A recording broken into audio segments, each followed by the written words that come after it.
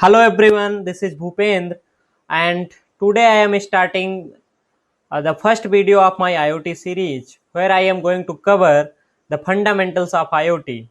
So let's start with this phrase connecting the unconnected. So what this particular phrase indicates? So generally IoT is all about connecting things to the internet. But there were a lot of devices that were already connected to the internet. For example, your mobile phone, your laptops, your PCs. So IoT is more focused about connecting those things or objects that are not connected to the internet. It could be anything, vehicle, building, home appliances. And then the second phrase, connecting things together for better tomorrow, indicates that IoT is not going to only connect things to the internet, but it also going to afford you a luxurious life. So these are two phrases that we are starting with, and I hope after this session you will feel that these things are not only theoretical. Later you will able to make it to the pragmatic phase. So what is the agenda for today's session? Why IoT? Then various name one concept. So there are other terms that are related to IoT. So they are also practiced in the industry like Internet of Everything, Web of Things, machine to machine communication. Then we are going to cover history of IoT, then various IoT definitions given by consortium research and from some institutions, some research papers, and from some white papers, and then terminology like machine to machine communication, Internet of Everything, and Web of Things. So why IoT? So IoT continues to expand its reach into homes, businesses, social settings, and other environments as more and more devices are connected with the purpose of gathering and sharing data. So data is new oil. That is the one of the common thing we hear nowadays, right? So data is now going to change the entire business perspective. So the point of that data generation is going to be the IoT devices. Then IoT also allow businesses to be smarter with real-time operational insights while reducing operating cost. The data collected from logistic network, factory floor, and supply chain will help reduce inventory, time to market, and downtime due to maintenance. So what this particular statement means, just take a very basic example. Suppose you are running an industry, an industry you have to sell 5,000 products every day, and there are 100 labors that are working in your industry, and suddenly your machine got down. So what is you are going to lose? Your product that is need to be reached to the end user. It means some way you are also downgrading the user experience, and also the breaking the trust of the user.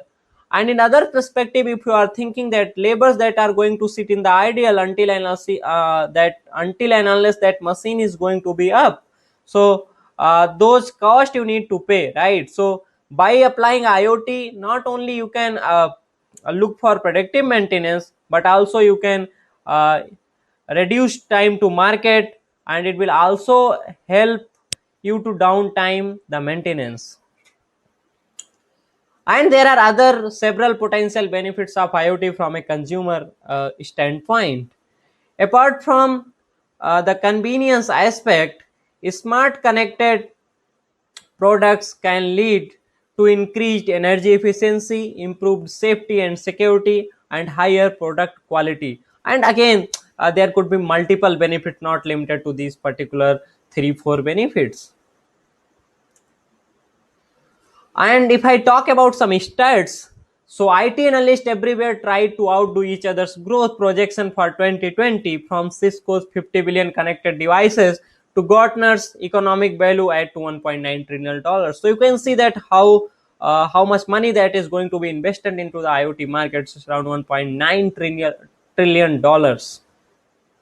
And again, there are various terminologies that exist parallel to the IoT's machine to machine communication, Internet of Everything, and Web of Things. So machine to machine communication, Internet of Everything, and Web of Things, all these terminologies basically talks about minimal human intervention, while Internet of Everything and Web of Things is more concerned about cloud. So all the devices need to be connected with cloud, while machine to machine communication was not much stressed towards cloud. It was majorly focused on intranet. So what is history of IoT? Let us see that how IoT came into the market. So it all started with a lipstick, right?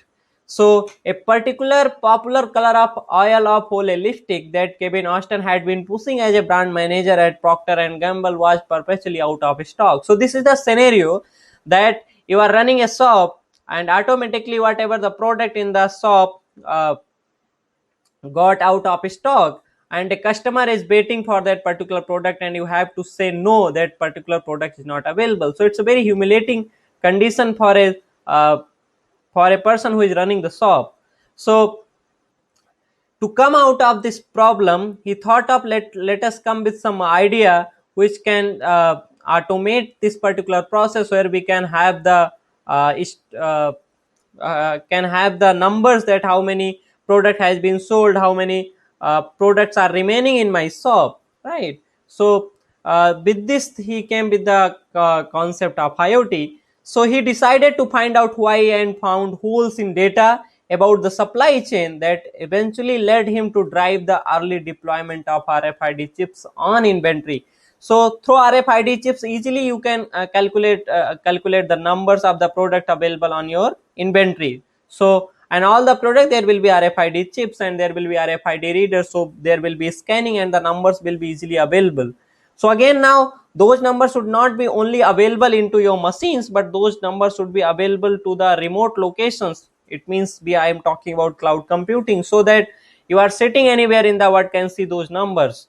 So might be you are acting as a manager of some particular firm, so you can manage that how many product is available at some particular location, how many product is need to be sent to that particular shop, so that there should not be any problem in the supply chain. So this term was coined by this man Kevin Austin in 1999. So it's around now 21 years old, and idea of this connected devices had been around 70s, but these connecting means they were generally about intranet. They were not more focused about internet, and they generally used to say like pervasive computing and our embedded internet. So originally for this particular term were used in a conference of RFID. So he used this term called IoT. Then what actually IoT means? So IoT is nothing but network of physical objects. Those objects could be devices, vehicle, building, uh, either either we can us, or it could be any water bottle. It could be a watch that you are wearing right now. And these particular objects must be embedded with electronics, software, sensors, and network connectivity that enable these objects to collect and exchange data. So why these four terms are most important? Electronics, software, sensors, and network connectivity. Electronics means you need to have a devices like Raspberry Pi or this Arduino ESP32 based devices where you can process and store the data. Software, so that you can program those particular devices in order to fetch the data, in order to send the data to the cloud, and sensor to capture the data, and network connectivity in order to connect your devices to the internet, right? So these four pillars are very important in an IoT ecosystem. So there are various definitions of IoT that are available. So I thought of to discuss with you, so that if you are referring multiple white paper, research paper, or the website, so you should not be get confused that this definition means what and that definition means what. So IoT is the network of physical devices, vehicle, home appliances, and other items embedded with electronics, software, sensors, actuators, and connectivity. So in the definition that I discussed before this, there was one term missing called actuator. So actuator is basically used for some indications or for some controls, right? So we will see more in detail about sensor and actuators in upcoming sessions. And connectivity was already available in that particular definitions. So the next statement that is added from my in the last definition is each things is uniquely identifiable through its embedded computing system, but is able to interoperate within the existing internet infrastructure. So all the things must be uniquely identifiable. It means they must have some addressing capability like your IPv4 addressing, or if your device is not having IP capability, it must have something like UUID that we have like in Bluetooth, low energy Bluetooth while communicating with BLE devices, or might be the, for RFID you need to have EPC, electronic product code. And if your device is having like it's enable NIC enabled network interface card, so it must be having some unique identification as in IP addresses. It could be IPv4 or IPv6. So WSO2 is again one particular organization that talks about it's nothing but set of devices and system that interconnect real world sensor and actuators to the internet. And this is somewhat very complete definition of IoT, that IoT is a network that connects uniquely identifiable things to the internet. The things have sensing, actuation and potential programmability capabilities. Through the exploitation of unique identification and sensing, information about the thing can be collected and the state of the thing can be changed from anywhere, anytime by anything. So what this particular definition means, that last statement is talking about like thing can be changed from anywhere, anytime by anything. So just take an example that I am sitting in this room and the temperature is going beyond 25 degree centigrade, right? So what is the condition that I am looking for? That my AC should be turned on automatically, right? And it should be turned on from anywhere. So what I will do, I will deploy one sensor in my particular room. So this sensor will automatically monitoring the temperature of my room. So whenever the temperature of my room will go beyond 25 degree, that particular air condition will be triggered from the cloud. So cloud, and automatically my AC will be turned off. So it could be turned off from anywhere, anytime by anything. So that particular location of the cloud could be at any particular place, right? So it depends on the data center that you are using.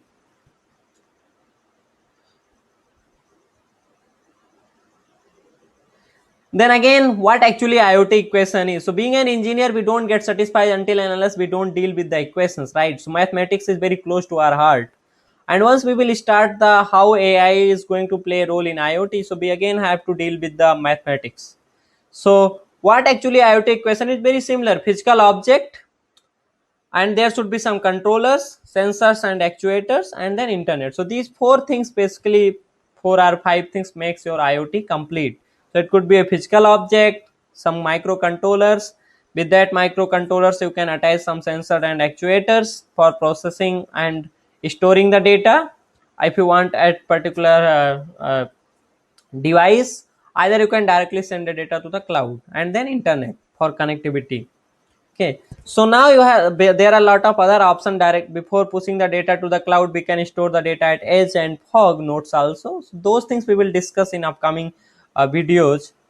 So let us understand machine to machine communication. So what is machine to machine communication? It's a form of data communication that involves one or more entities that do not necessarily require a human interaction or intervention in process of communication. And M2M is also named as machine type communication, MTC, in 3GPP, third generation partnership projects. So M2M basically is nothing but two machines can communicate to each other without any human intervention. So generally M2M was not more focused to the cloud, it was more on the intranet where machines can communicate automatically and there should not be any human involvement. And how they differ from IoT, because IoT has more communication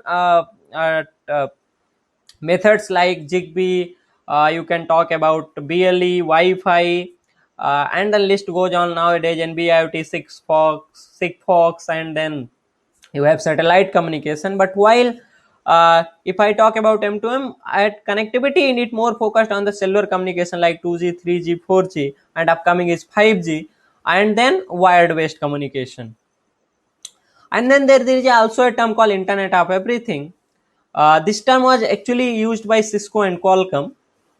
So I is about bringing together people, process, data, and things to make network connections more relevant and valuable than ever before, turning information into actions that create new capabilities, richer experiences, and unprecedented economic opportunity for businesses, individual, and countries. So the last statement is very much similar to what we talked about IoT, that time to market should be reduced, operational cost should be reduced, and there should be more insights that coming from the data that can help to grow businesses more faster and leverage more benefits. So that is the same thing IOE also talks about, but rather than it is focusing only things, it also focus on people, process, data, and things. So let us understand what people, process, data, and thing means. People means connecting people in more relevant and valuable ways. So let me give you an example of healthcare sector. And while I am recording this video, the whole world is facing a lot of issue or something called COVID-19. So there are a lot of sensors that are available in the market that you can use for body temperature monitoring, and they are contactless. Like take an example of MLX 90614. So that sensor easily can help you to get your body temperature, and it also helps you to get the ambient temperature. Both the temperature can be monitored with this particular sensor. So you can easily put this sensor by attaching with some devices, might be Raspberry Pi ESP32 or ESP8266 at your front door, and while you can entering your home, it will uh, capture your temperature, and if your temperature is beyond a range that qualify you to be in suspect of the COVID-19 patient, so it will send this particular information to the nearby police stations or nearby hospitals, so that the relevant person must reach to your home and can provide you the solution that is necessary at the moment. So it will connect people to people. Then data, converting data into intelligence to make better decisions. So like whenever there is a data, right, so it is nothing but a raw fact.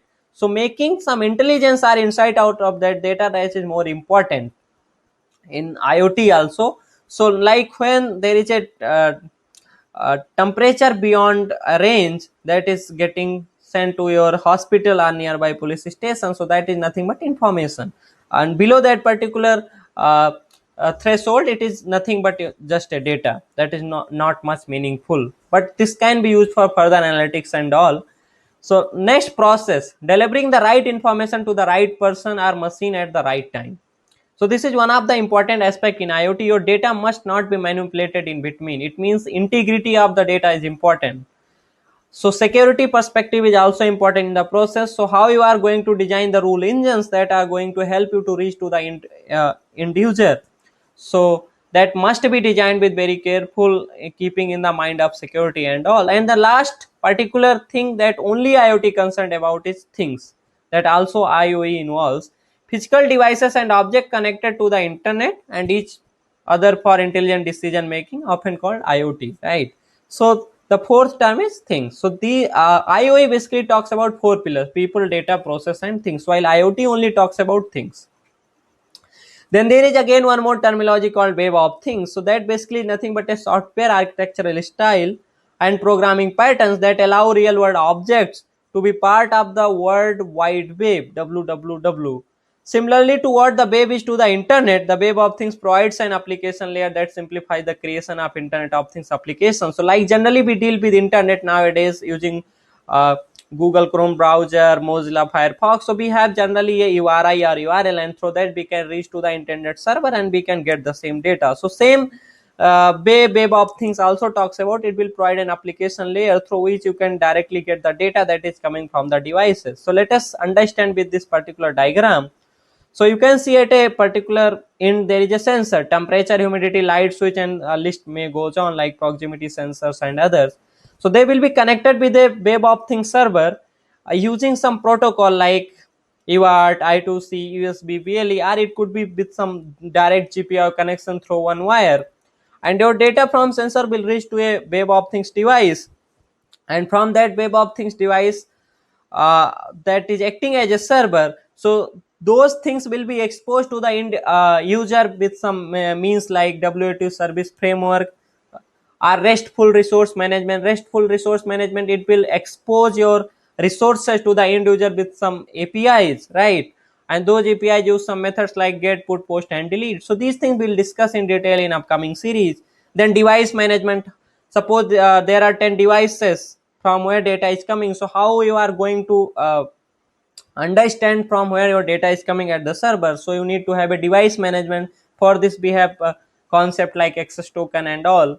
Then you have application management, how you are going to manage the whole application. Then URIs, so the uniform resource identifier, that are going to act as an particular address to access the data from that particular devices. And then some other external web resource that could be part of it.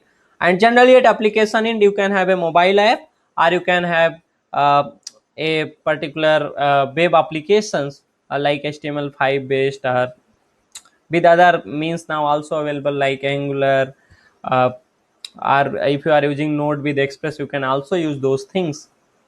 So that's all in today's session. I hope you have enjoyed this session. So in upcoming session we are going to talk about enabling technologies, and then reference architecture and all. So you can like and subscribe to my channel so that you can get the further updates. So thank you.